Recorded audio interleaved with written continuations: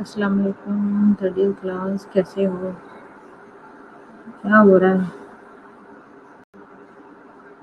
कैसे हैं सब?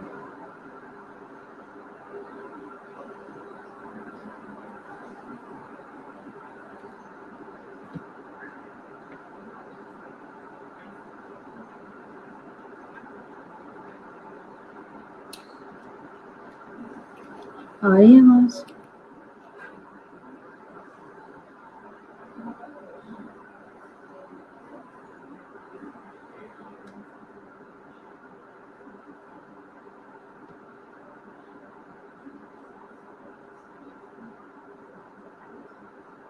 मेरा आवाज़ आ रही है?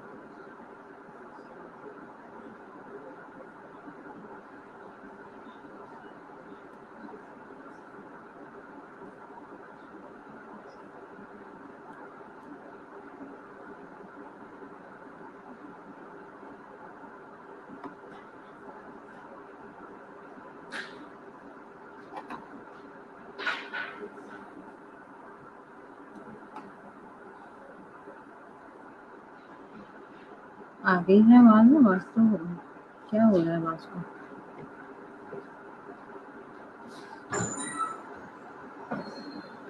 बताओ, आ नहीं रही आवाज़?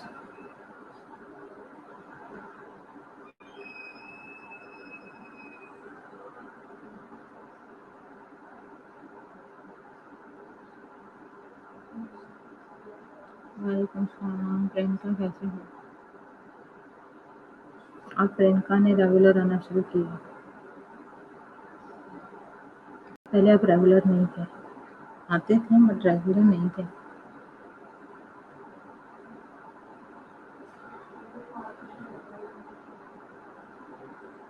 चलो आ जाओ। सिर्फ कितने लोग हैं? मेरा बशरफ है, प्रियंका है, मुबीन अली है, महरीन है, मेरा बशरफ है, मुदरत इजाज है, कायनात है, उर्फा है, इमरा खालिद है, महरीन है। ठीक है, सिर्फ ये लोग हैं। और कितने लोग हैं तो हम उनके लेक्चर स्टार्ट करें।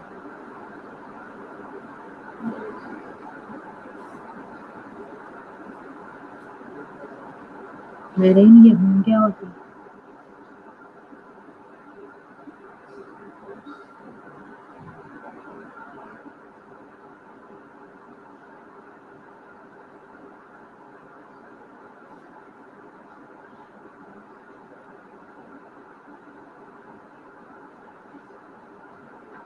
अब ये भी टीचर्स को सिखाना पड़ेगा कि हाँ और कैसे जवाब देते हैं।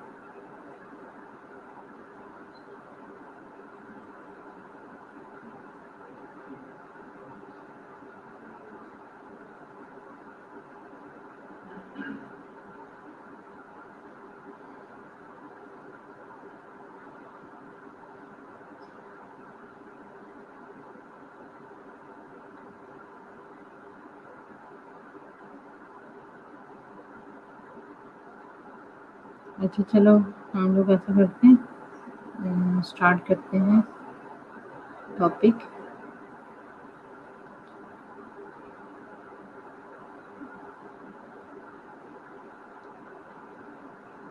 ये 5 मिनट देख लेते हैं। शायद टेस्ट की वजह से आज अवाम जो है वो ऑनलाइन नहीं हो रही।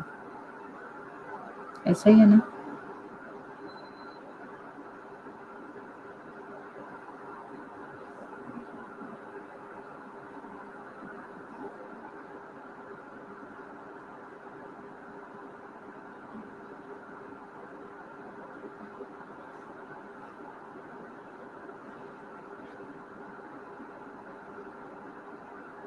तो टेस्ट हम कर ले लेंगे।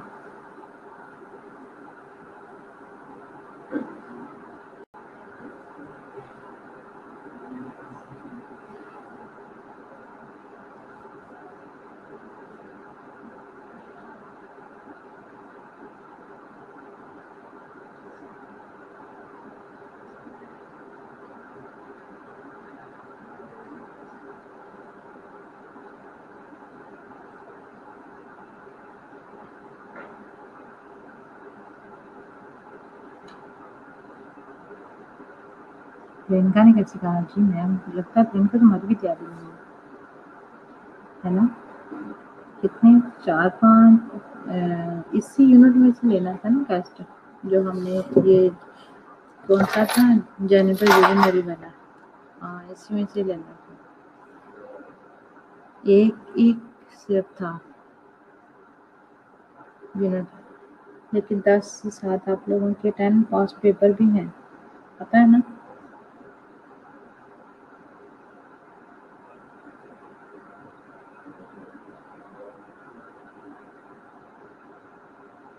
चलो हम देखते हैं।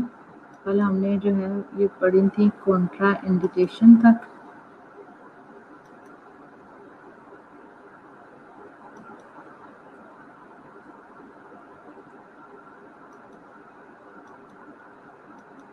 आज हम इसके अंदर ना 3-4 प्रोसीजर्स हैं कि वो कोड को इंसर्ट कैसे करते हैं, फिर कोड को जो है वो यूज़ कैसे करते हैं, उनके इक्विपमेंट साथ-साथ दिए हुए हैं, ठीक है? तो आज हम सारा ट्राई करते हैं, सारे प्रोसीजर्स को आज ख़त्म करने का, ठीक है? और बाकी जो फिर कॉम्प्लिकेशंस वगैरह रह जाएंगी उनको हम कल डिस्कस कर लेंगे।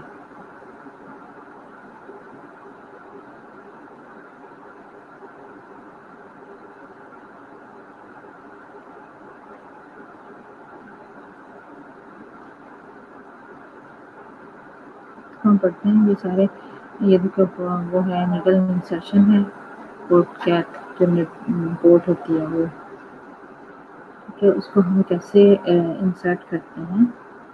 Assessing the invade principal.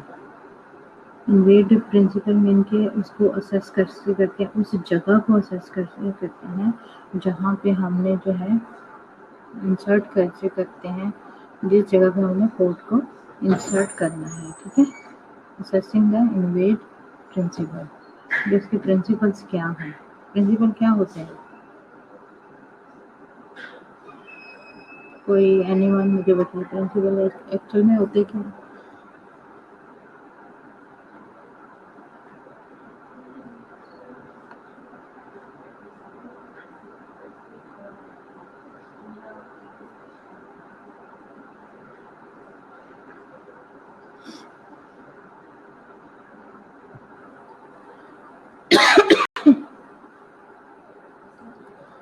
सबसे पहले है प्रिंसिपल, किसी का आंसर नहीं आया अभी तक, इसका मतलब है कि नहीं किसी को पता है। कुछ असूल होते हैं किसी भी चीज़ के तो बनाए हुए, कि वो कोई भी काम करने से पहले हमने ये काम करना है, ठीक है? उसमें सबसे पहले क्या करते हैं, एक गॉज ड्रेसिंग करते हैं, cover the site of the first 24 hours. जब मीन के उसको कोड को हम इंसर्ट करते हैं, ठीक है? उसकी ये प्रिंसिपल है कि उसको करने के बाद हमने ये सारा कुछ करना है, ठीक है? बिकॉज ड्रेसिंग करते हैं, cover the site of the first 24 hours, then are transparent dressing may be applied if no drainage is noted at the insertion site, ठीक है? उसके बाद आ गया as some patients find it painful, कि कुछ पेशेंट जो है वो इसको पेनफुल फील करते हैं, that's why to have this procedure performed local anaesthesia, यानी कि इसी वजह से इसको लोकल एनेस्थीसिया में किया जाता है। सच एज एम्बला क्रीम है वो, जिसको जो है ना अप्लाई करते हैं उसकी साइड के ऊपर यहाँ इंसर्ट करना है ताकि निडल जब अंदर जाए तो पेन फील ना हो, ठीक है? फिर क्या करते हैं, no sting barrier film, wipe swab stick, may be applied to the area। ये नो स्टिंग जो है ना, ये बनाए वो जैसे अल्कोहल स्वैब होते हैं ना, ये उसी तरह की है। Under the dressing to the prevent skin tier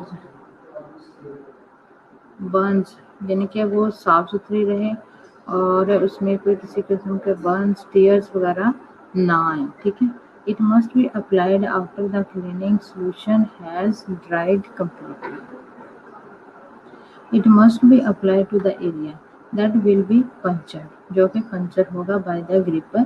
gripper mean वो उस निडल के जरिए। It must be completely dry before the dressing is applied। जब ड्रेसिंग अप्लाई करें तो उससे पहले जो है वो टोटली जगह जो है वो ड्राई होनी चाहिए। It can be applied to irritated और broken skin as long as there is no drainage, ठीक है।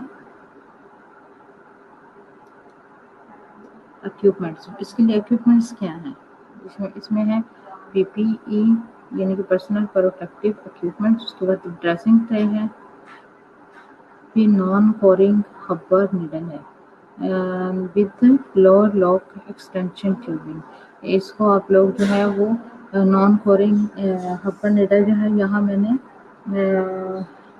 उसकी नहीं पिक मुझे लगा देनी चाहिए थी, लेकिन अगर आप सर्च करोगे तो आप देख लोगे कि नॉन कोरिंग हब्बर निडल जो है वो कौन सी होती है। उसको यानी कि इस तरीके से सेट किया जाता है कि वो इन्फेक्टेड ना करे एरियाज को और बहुत ज़्यादा पेनफुल भी ना हो, ब्लंट ना हो, इस तरीके से डिज़ाइन की जाती है वो, ठीक है। क्लोक्साविन 2% gluconate with 70% I spray alcohol swab stick.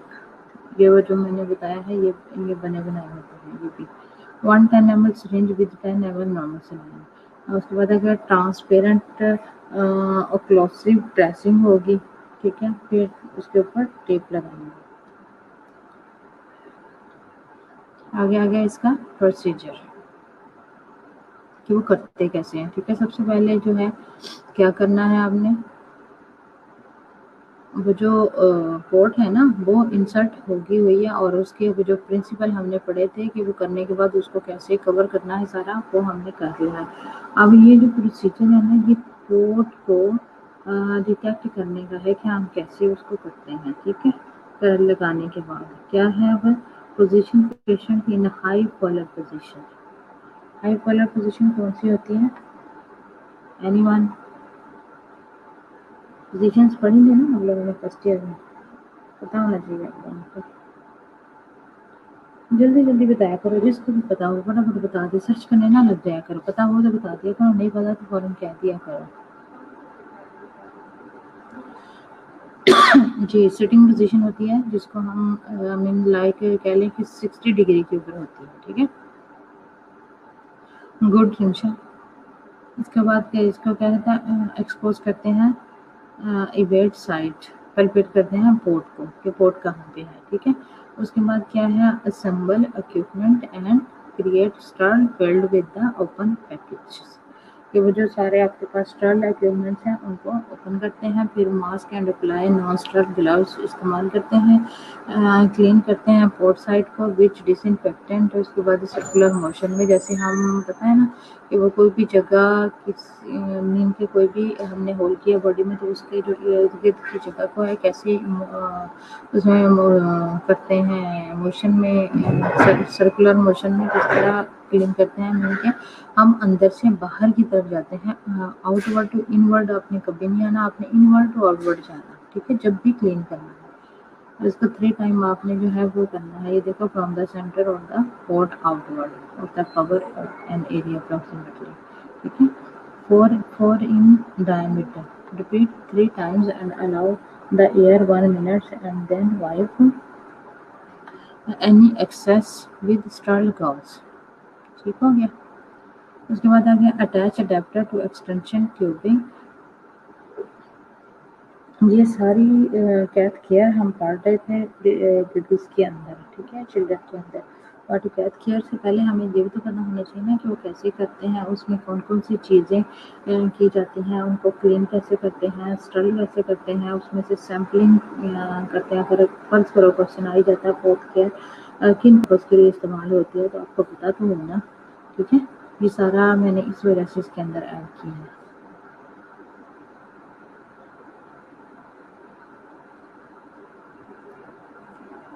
अच्छा, उसके बाद क्या-क्या अटैच कहते हैं ये क्या था 1 minute and then wipe and access with sterile gauge.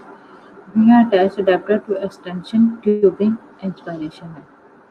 फिर अटैच करते हैं saline filled syringe and prime the tubing and needle leave syringe attach to set and close the clamp. मैं अब पीछे जाऊँ ये सारा आपको दिखाने के लिए।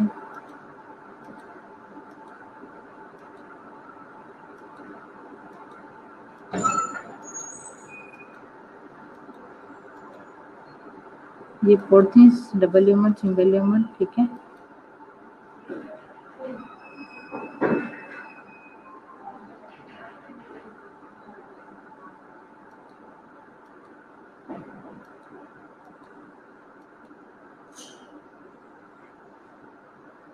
ये पोर्ट थी, ये अंदर थ्रेड है इसका, ये पास की हुई है और इसके साथ इस पोर्ट के साथ हमने अटैच करना जो भी कुछ अटैच करना।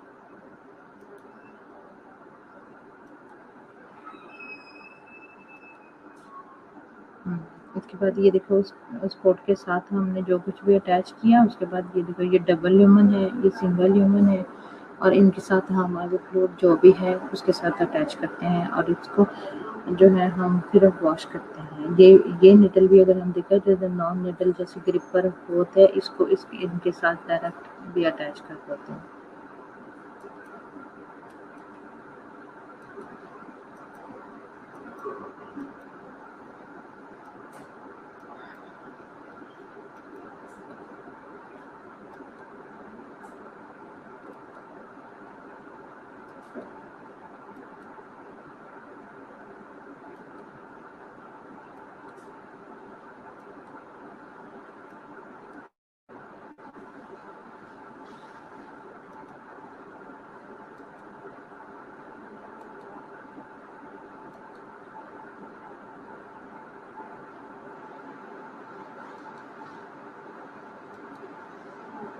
हम कौन सा पढ़ रहे थे, यही वाला कर रहे थे, ठीक है।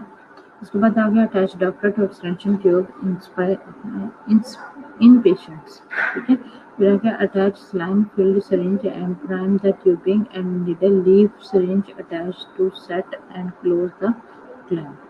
Be careful to maintain the sterility of the rubber needle and tubing by only touching tubing that will remain outside of the dressing. Negotiation उन्होंने कहा कि टचिंग द निडल जो आउटसाइड द ड्रेसिंग हो उसको, ये देख सकते हैं आप, ये देखें ये निडल इसके साथ अटैच हो रही है, ये किस तरीके से अटैच कर रहे हैं वो देख रहे हैं ना आप, इसके अंदर पॉट है और ये निडल इसके अंदर इंसर्ट हो रही है, ठीक है। अप्लाई करते हैं sterile gloves and palpate the port system with the non dominant hand. Mean कि अगर आपका डोमिनेंट है, नॉन डोमिनेंट हैंड मीन कि अगर आप दाएं से अपने पोर्ट को कोई और चीज़ पकड़ी तो बाएं हाथ से उसको पल्पेट करोगे, ठीक है। And stabilise the port as with 2 or 3 fingers, right? With the dominant hand using fine consistent pressure, insert the non-coring needle. ये भी वही है non-coring needle हब्बर वाली perpendicular at 90 degree angle पे। इसके बाद क्या है to the port septum until the back of the port chamber is located. क्या करते हैं हम rotate side with each axis if last access site known.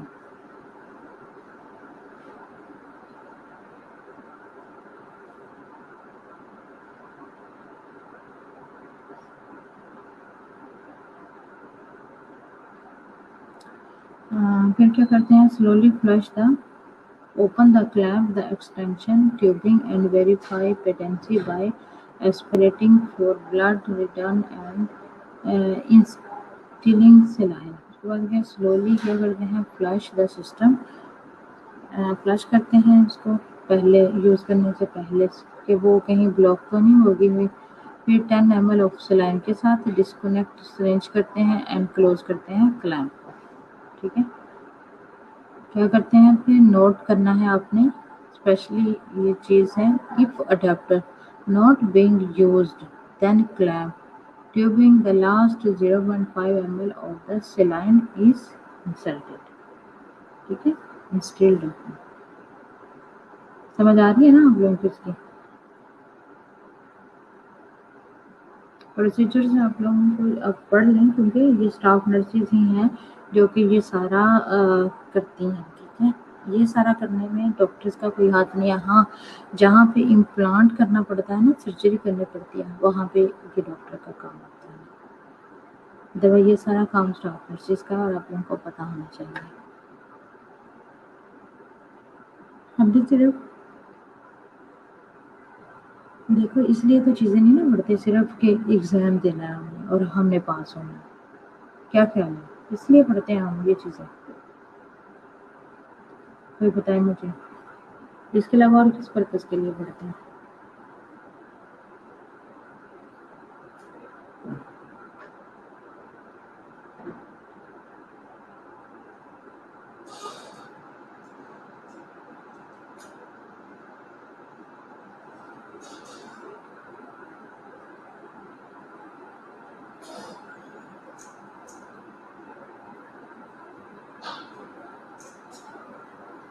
जी, सब लोग लेक्चर सुन रहे हैं या गायब हो गए हैं, जितने भी नेम सामने आ रहे हैं?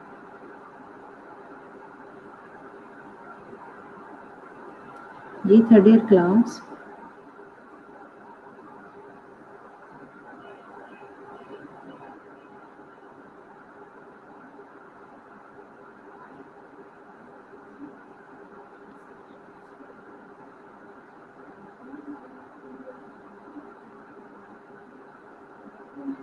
अच्छा, कनेक्ट प्राइम आईवी और हेपरिन लॉक का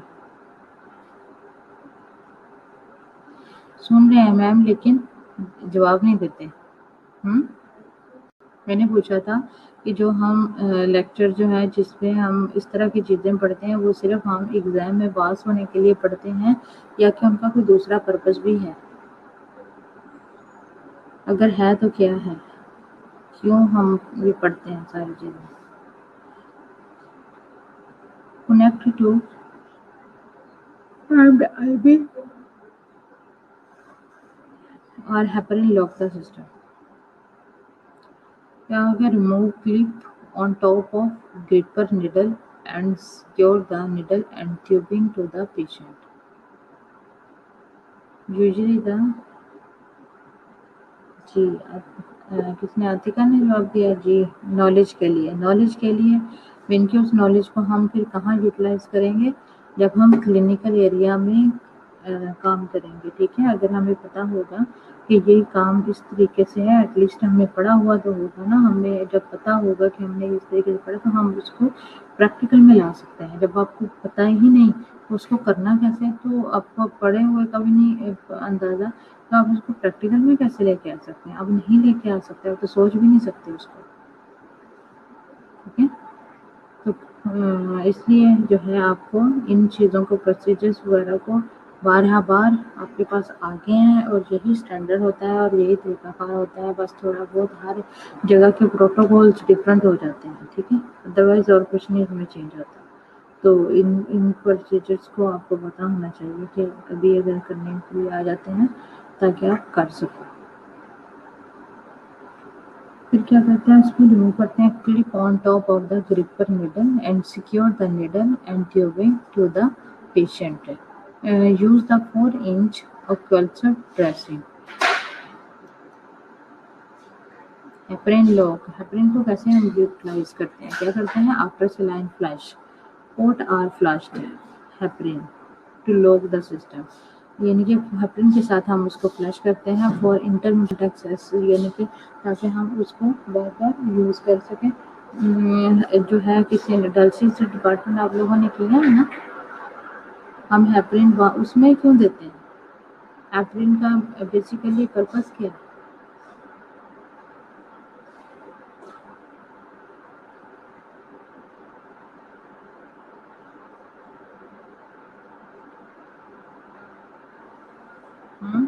जी मुझे बताएं हेपरिन का बेसिकली पर्पस क्या है? जी मीरा, आपका मरियम, जी जल्दी जल्दी बोलें।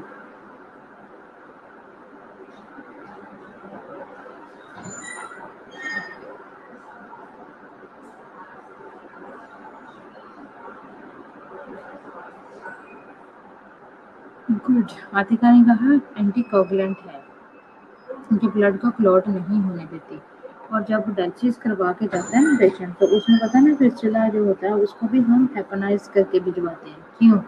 इसी वजह से कि जो फिस्टुला है वो ब्लॉक ना हो जाए और नेक्स्ट पेशेंट जब आए तो उसको हम जब ट्यूबिंग वगैरह कनेक्ट करें और रिस्टार्ट करें तो वो वैसा ही हो जैसा हमने फ्रेश भेजा था। ठीक है, तो इसी तरीके से इसमें हम हेपरिन जो है ना वो देते हैं, क्योंकि ये सेंट्रल लाइन होती है तो उसमें के ब्लॉकेज के चांसेस वहाँ भी होते हैं ना, स्टीनोसिस होने के, नर होने के, तो हम वहाँ हेपरिन जैसे दे देते हैं ताकि इंटरमिटेंट हम इसको यूज़ कर सकें जब भी उसकी कीमोथेरेपी का डे आए। क्योंकि कीमोथेरेपी रोज़ तो नहीं ना होती। कीमोथेरेपी जो है उस कीमोथेरेपी के लिए भी आपको पता है जो सिरिंजेस यूज़ करते हैं अडल्ट में, बच्चों में तो चलो 10 ml का करते हैं, और बड़ों में जो हम सिरिंजेस यूज़ करते हैं ना वो 50 ml वाली सिरिंज इस्तेमाल करते हैं आईवी देने के लिए। ठीक है, तो हेपरिन लॉक पॉलिसी हम देखते हैं कि क्या करते हैं देने, उसको फ्लश करने के बाद क्या करते हैं, व्हेन डिसकंटिन्यू एक्सेस करते हैं and every 4 weeks to maintain potency, यानी कि एवरी 4 वीक्स के बाद सेम द पोटेंसी हम इसको यूज़ करेंगे। When the gripper needle is in place and heparin locked it doesn't need regular flushing, यानी कि रोज़ फ्लश करने की इसको कोई ज़रूरत नहीं है। 4 वीक्स मैंने सही कहा है, ये 1 मंथली आप ले लें। ठीक है, if not used before gripper needle is next change. Right, अच्छा उसके लिए अब इक्विपमेंट कौन से हैं? उसमें है 10 ml सिरिंज है containing 5 ml heparin lock flush solution है, जिसके अंदर हम इनके रेडी करते हैं। उसमें अंदर क्या होगा, 100 यूनिट्स पर ml होगा, 100 यूनिट पर ml होगा। ठीक है, और 10 ml सिरिंज होगी containing 10 ml sterile normal saline without preservative. आज बहुत कम आवाम जो है ना ऑनलाइन हुई है, ओनली 16 लोग। और ये मैं जाके आज जो है ना कोऑर्डिनेटर के सामने रख देती हूँ कि आज इनका टेस्ट था, तो ये इनकी जो है ना रोड गल दी। ठीक है, इसका मतलब है कि अब आप लोगों ने टेस्ट को प्रिपेयर नहीं किया और मुझे ऐसे ही कह देते हो कि हमने टेस्ट प्रिपेयर कर लिया।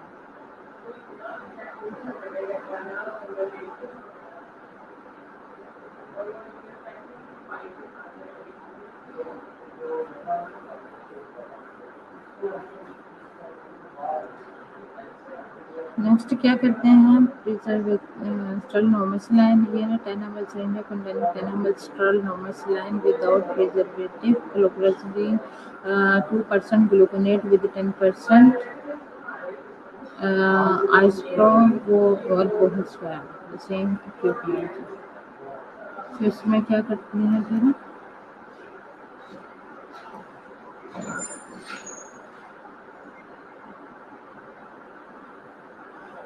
प्रोसीजर में क्या करते हैं, clean stop of adapter with chlorhexidine 2% gluconate with 70% isopro alcohol swab allow to dry completely. इसके साथ क्लीन करने के बाद इसको अलाउ करते हैं तो क्लीन हो जाए। Attach syringe with two adopter के साथ उसको अटैच करते हैं सिरिंज को, फिर open clamp and extension tubing use करते हैं। ठीक है। एक्सटेंशन ट्यूबिंग भी मेरे पास से जो है वो पड़ी हुई है, तो जब आप लोग आओगे तो इंशाल्लाह आप लोगों को वो डबल ह्यूमन कैथेटर है, उसके साथ एक्सटेंशन भी पड़ी हुई है हमारे पास, वो सारी मैं आप लोगों को वो दिखाऊंगी। और आप लोगों ने मुझे याद करवाना है, जब आप लोग कॉलेज जाओगे ना तो आप लोगों ने मुझे याद करवाना है कि मैंने आप लोगों को एक्सटेंशन जो कैथेटर है वो दिखाना है। ट्यूनल कैथेटर बोला था ना, उसको एक्स्ट्रा भी हम कैथेटर बोलते हैं, तो वो आप लोगों को मैं दिखाऊंगी। ठीक है। उसके बाद आगे वेरीफाई पोटेंसी करते हैं and inject saline disconnect syringe, inject heparin solution करते हैं, disconnect syringe and clamp extension tubing. Right, समझ आ रहा है ना यहाँ तक। उसके बाद आ गया आईवी थेरेपी। आईवी थेरेपी कैसे करते हैं, यानी कि हमने उसको फ्लशिंग करके देख लिया, उसको हेपरिन के साथ अगर यूज़ करना नहीं करना वो सारा हमने कर लिया। ठीक है। अब आईवी थेरेपी कैसे करते हैं, उसके लिए आपको इक्विपमेंट कौन से चाहिए। 10 ml सिरिंज चाहिए with 10 ml sterile normal saline without preservative, tap 10 multiply 10 multiply 7। ठीक है। उसके बाद क्या करते हैं, इंट्रावेनस सोल्यूशन जो है वो लेते हैं as order with prime tubing के लिए क्लोक्सिडिन 2% प्रोलिफेनेट 0.70% आइस प्रोफाइल अल्कोहल स्वैब लेकर क्या करते हैं उसमें।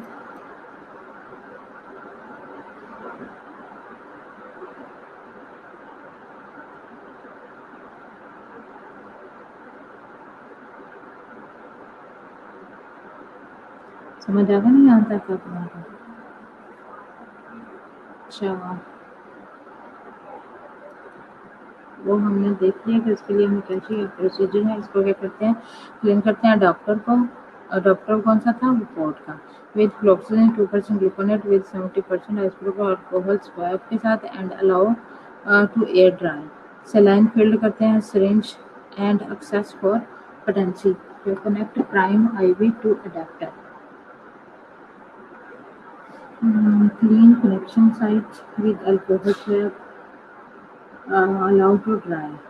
वो जो होता है ना आगे जिसके अंदर साथ वो हम कनेक्ट करते हैं निडल्स वगैरह को, वहाँ से भी हमने के साथ अच्छे से उसको क्लीन करना ताकि कोई भी किसी भी किस्म का इन्फेक्शन के चांसेस ना रहें।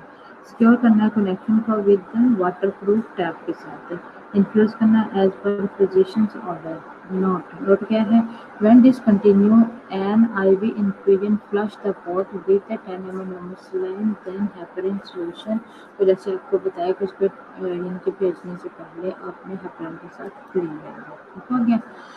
अब आ गया जी ब्लड सैंपलिंग, ये लास्ट प्रोसीजर है इसका।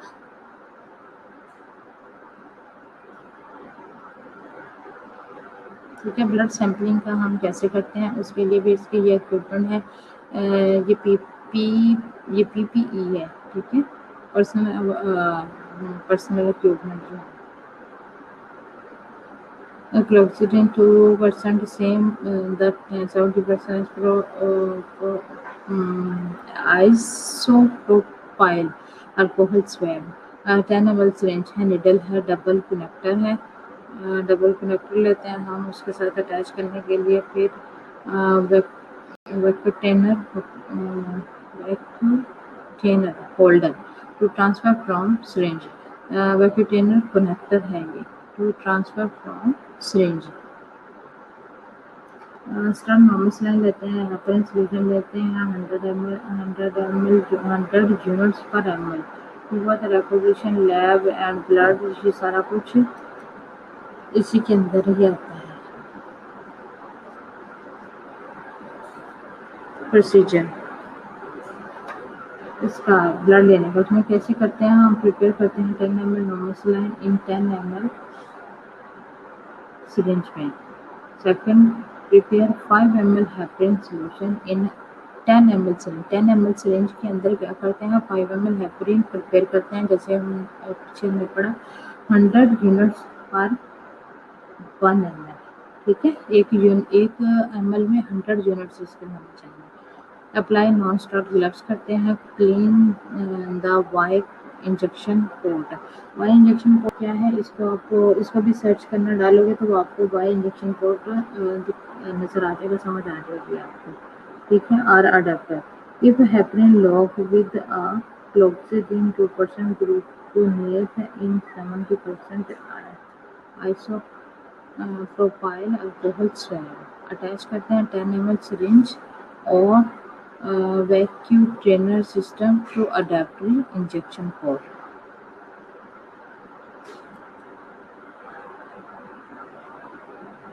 नंबर 6 पे क्या आ रहा है, विदड्रॉ करते हैं 6 to 10 ml of blood, 1 red stopper tube. यहाँ से रेड स्टॉपर ट्यूब जो है ना उससे क्या करते हैं एंड डिस्कार्ड कर देते हैं फॉर कोगुलेशन स्टडी।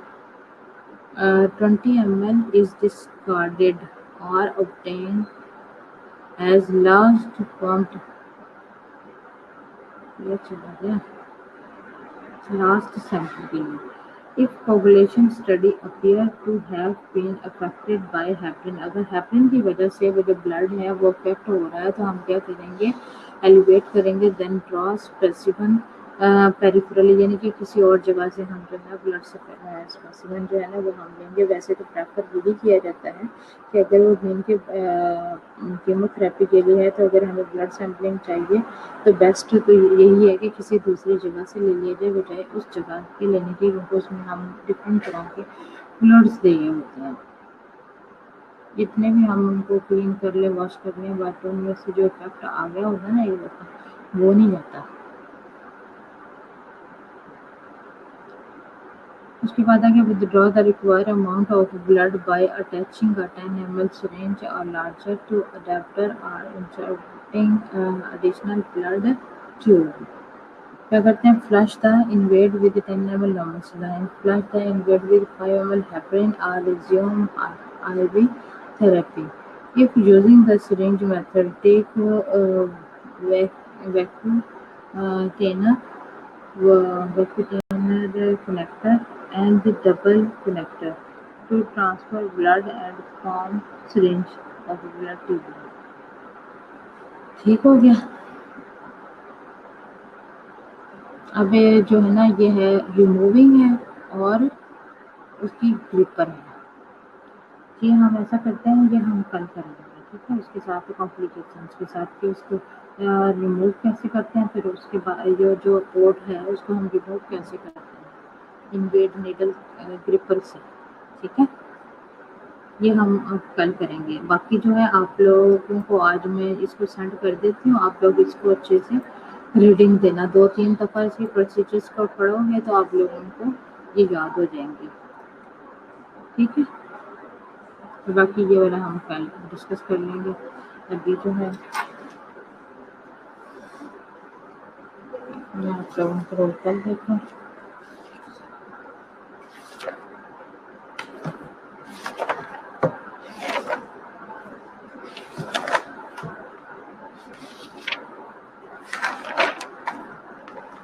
जी प्रस्तुत नुदरत है, रिमशा है, आफ्ता है, रिमशा जवेद है, रिमशा शजाफी है, मेरा बशरफ है, और वह है, मुनीबा तारिक है, और मरियम मुख्तार है, महरीन है, आबदा परवीन, फतुलैन, सारा अली, प्रियंका दीदी।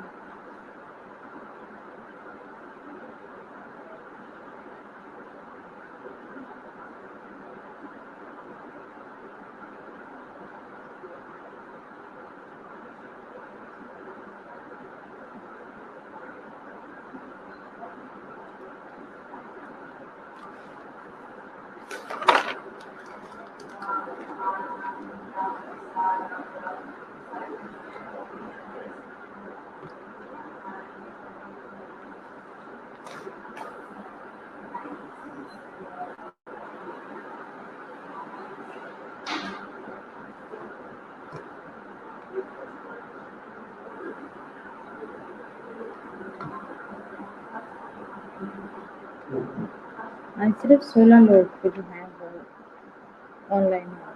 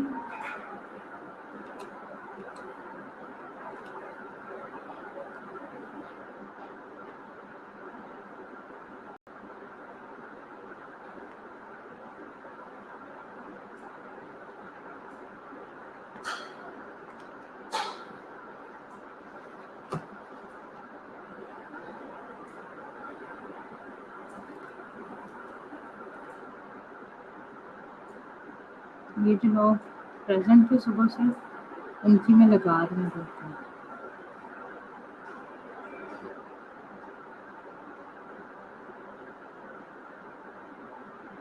अच्छा, मैंने आप लोगों से पूछना था, पैलिएटिव केयर जो था वो किसका टॉपिक था प्रेजेंटेशन में?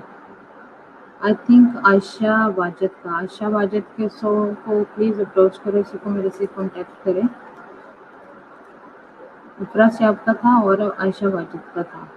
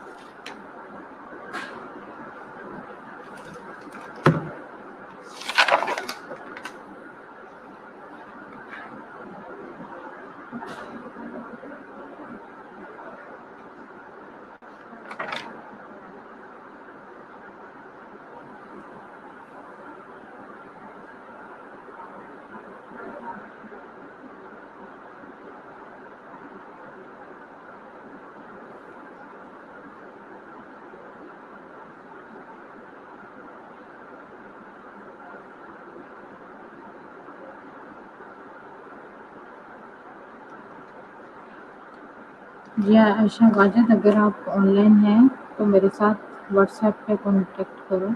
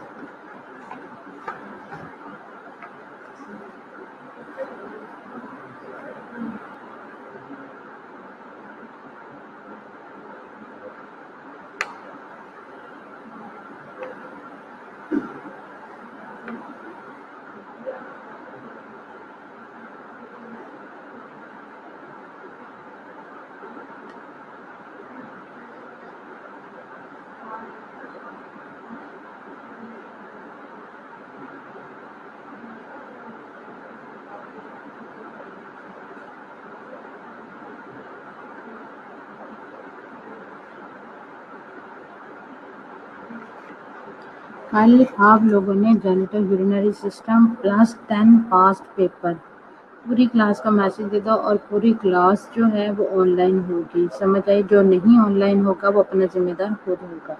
पूरी क्लास जो है ना वो कान खोल के सुन लो। आज की तरह नहीं कि 17 पेशेंट लोग जो हैं वो ऑनलाइन हों। ठीक है, आप लोग खुद अपने जिम्मेदार होंगे।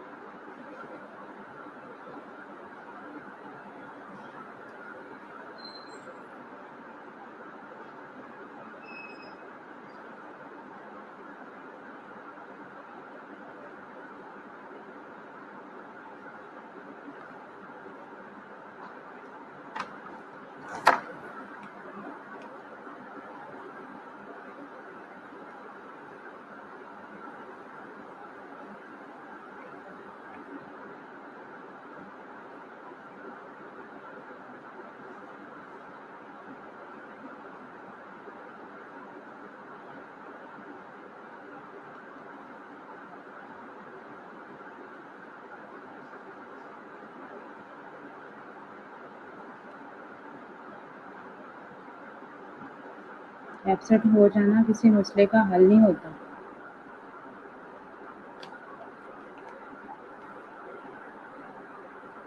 जी बेटा, अटेंडेंस हो गई है। अभी मैं आप लोगों को बस यही कह रही हूँ कि आप लोगों ने जो है कल सबने ऑनलाइन होना है, ठीक है, और तैयारी अच्छे से करनी है इस यूनिट की। जेनिटो यूरिनरी जो यूनिट है ये बहुत अहम टॉपिक है, अहम यूनिट है।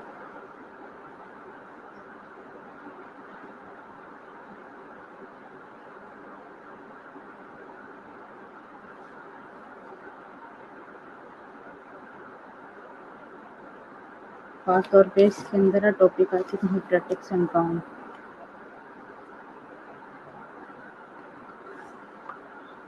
ठीक है, जो नहीं तैयार कर रहे वो अपने जिम्मेदार खुद हैं। अभी तैयार कर लो, साथ साथ टाइम बहुत शॉर्ट है आप लोगों के पास। लॉकडाउन पे ना रहना, फिर पिछले साल की तरह कहोगे अचानक डेट शीट आई थी। जिसने मुझे कहा ना कि मैडम अचानक डेट शीट आएगी वो मेरे से जूते खाएगा।